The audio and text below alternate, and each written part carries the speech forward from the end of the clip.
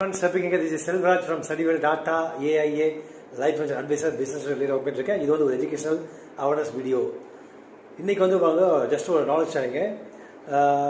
அதாவது வந்து பார்த்தீங்கன்னா வந்து ஃபர்ஸ்ட் ஸ்டார்டிங் ஒரு ஃபர்ஸ்ட் ஜாப் யாரெல்லாம் போகிறாங்களோ அவங்களுக்கு வந்து ஒரு 5 கீ வந்து பர்சனல் ஃபினான்ஸ் டிப்ஸ் வந்து ஜஸ்ட் ஷேர் பண்ணுறேன். நான் கற்றுட்ட விஷயம் உங்களுக்கு ஷேர் பண்ணுறேன்.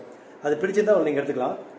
ஒன்று வந்து பார்த்தீங்கன்னா பட்ஜெட் வந்து நீங்கள் வந்து ரொம்ப வந்து வைஸ்லியாக வந்து போகணுன்னு சொல்கிறாங்க. கண்ட்ரோல் எக்ஸ்பென்சஸ் வந்து கண்ட்ரோல் பண்ணுறதுக்கு இதுக்கு வந்து இன்றைக்கி டிஜிட்டல் டூல்லாம் நிறைய இருக்குது. அது வந்து நீங்கள் யூஸ் பண்ணிக்கலாம். இது வந்து எப்படி அப்படின்னா வந்து 50-30-20 ரூல்.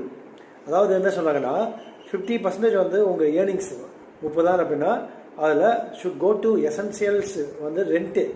ஒரு வீடு ரெண்ட்டுக்கு போனீங்கன்னா ரெண்ட்டுக்கு வந்து யூஸ் பண்ணலாம். அப்போ வந்து பில்ஸுக்கு யூஸ் பண்ணலாம், கிராசரி மளிகை சாமானுக்கு யூஸ் பண்ணலாம். 30% வந்து பார்த்தீங்கன்னா உங்களுக்கு வந்து ஈட்டிங் அவுட்டு, எப்போயாவது வீக்லி ஒன்ஸு இல்லை ஒரு 10 days ஒன்ஸு ஈட்டிங் அவுட் பண்ணுறது, அப்போ வந்து ஷாப்பிங் போகிறது, உங்களுடைய என்டர்டைன்மெண்ட்டுக்கு வச்சுக்கலாம் அப்படின்றாங்க. மூணாவது வந்து பார்த்தீங்கன்னா 20% வந்து பார்த்தீங்கன்னா உங்களுடைய சேவிங்ஸு, டெப்ட் ரீபேமெண்ட்டு, அப்போ டேர்ம் இன்சூரன்ஸு, லைஃப் இன்சூரன்ஸு இதெல்லாம் வச்சுக்கலாம் அப்படின்றாங்க. ரெண்டாவது வந்து பார்த்தீங்கன்னா ஸ்டார்டிங் எமர்ஜென்சி ஃபண்டு. உங்களுக்கு 30,000 சம்பளம் அப்படின்னா மினிமம் வந்து பார்த்தீங்கன்னா வந்து ஒரு 2 மாதம் 60,000 3 மாதம் 90,000 வரைக்கும் வந்து நீங்கள் வந்து உங்கள் அக்கௌண்ட் வந்து வச்சுருக்கணும்னு சொல்கிறாங்க. மூணாவது பார்த்தீங்கன்னா அண்டர்ஸ்டாண்ட் யுவர் பே செக்கு. கம்பெனியில் உங்களுடைய டேக்ஸ் பெனிஃபிட் என்ன, ரிட்டைர்மெண்ட் பெனிஃபிட் என்ன, அதை பற்றியெல்லாம் வந்து நீங்கள் தெரிஞ்சுக்கணும்னு சொல்கிறாங்க. நாலாவது வந்து பார்த்தீங்கன்னா அவாய்ட் லைஃப் ஸ்டைல் இன்ஃபர்மேஷன். அதாவது என்னென்னா வருஷம் வந்து இன்ஃபர்மேஷன் வந்து விலைவாசி அதிகமாகிட்டே இருக்கு இல்லையா, அதுக்காக நீங்கள் வந்து உங்களுக்கு சேலரி அதிகமாகிடுச்சு அப்படின்னா கூட நீங்கள் லைக் ஸ்டூடெண்ட் மாதிரி தான் நீங்கள் இருக்கணும். இதுதான் நம்ம சேலரி நினச்சி நீங்கள் இருக்கணும். எக்ஸ்பென்சிவ் காரு அதுக்கு இஎம்ஐ போடுறது, எக்ஸ்பென்சிவ் மொபைல்ஸு அது வந்து நம்ம வந்து இஎம்ஐ போட்டு பண்ணுறது அது மாதிரி பண்ணக்கூடாதுன்றாங்க.